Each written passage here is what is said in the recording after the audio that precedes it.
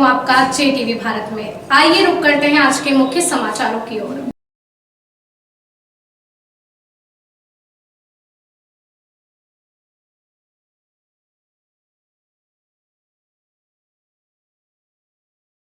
तिरंगे के सम्मान में मुस्लिम समाज मैदान में दिनांक 11 फरवरी 2022 को राष्ट्रपति के नाम एक ज्ञापन कलेक्टर ऑफिस में दिया गया, जिसमें समाज सेवी मोहम्मद शब्बीर कादरी उर्फ कादरी साहब एवं मध्य प्रदेश अल्पसंख्यक विकास कमेटी के नेतृत्व में संयुक्त रूप से ज्ञापन दिया गया। 8 फरवरी 2022 को कर्नाटक के कॉलेज में मुस्कान खान, जो हिजाब पहनकर कॉलेज गई थी, उसे असामाजिक तत्वों द्वारा रोका गया और छेड़छाड़ की गई। धार्मिक नारे लगाकर डराया गया। हर धर्म में नारियों को एक विशेष दर्जा दिया गया है।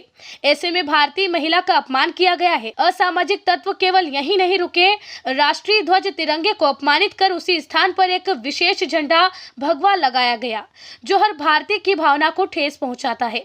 तिरंगा हम भारतीयों की आन बान शान है। इसी तिरंगे को लेकर हमारे देश के क्रांतिकारियों ने देश को आजाद करवाया था। इस कृत्य को देश कभी माफ नहीं करेगा।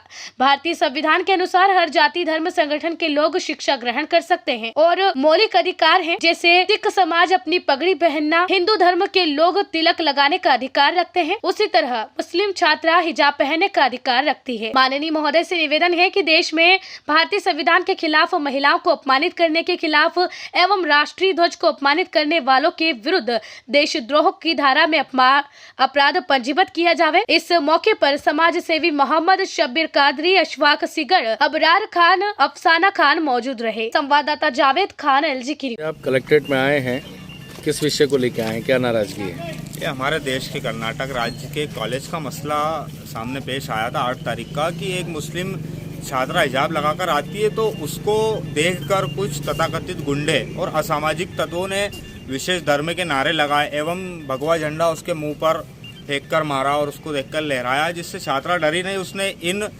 नफरत भरी विचारधारा का सामना डटकर किया, जिसकी पूरा देश आज सराहना कर रहा है। तो हम इसके विरोध में कि क्यों इस तरह से पूरे देश में कहीं ना कहीं इस तरह की घटनाएं करके माहौल क्रिएट किया जाता है। और यह असामाजिक तत्व यहीं नहीं रुके। इन्होंने जिस जगह पर तिरंगा फहराया जाता था उसी कॉलेज में, वहाँ पर विशेष धर्म का झंडा फहराया गया।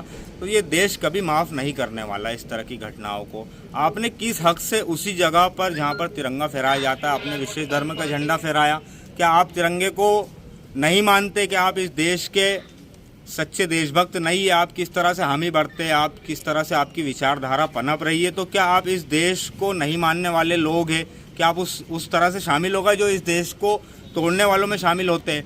तो ये कतई बर्दाश्त नहीं किया जाएगा। और इस देश में अगर रहना है तो हमारा क्लियर चेतावनी भरे अंदाज में हमारा लहजा, अब मैं क्लियर कह रहा हूँ कि चेतावनी हम दे रहे कि अगर इस देश में रहना है तो तिरंगे को अपनाना पड़ेगा, और नहीं तो आप स्वेच्छा से इस देश को छोड़ सकते हैं। और जिस तरह से अल्पसंख्यकों के विरुद्ध एक माहौल क्रिएट किया जा रहा है, NRC के टाइम, CAA के टाइम, जैसे 3 तलाक, जो भारत सरकार ने 3 तलाक का कानून लाया था, मुस्लिम महिलाओं के हितैषी बन रहे थे, कहाँ है आज वो लोग?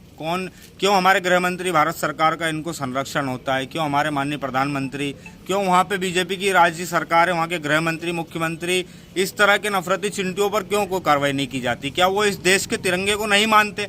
हिजाब वाला मामला एक अलग मसला हो गया, लेकिन इस देश के तिरंगे का अपमान कुछ लोग कर रहे हैं और भारत सरकार खामोश है, तो ये बहुत निंदनीय और विचारणीय भी है।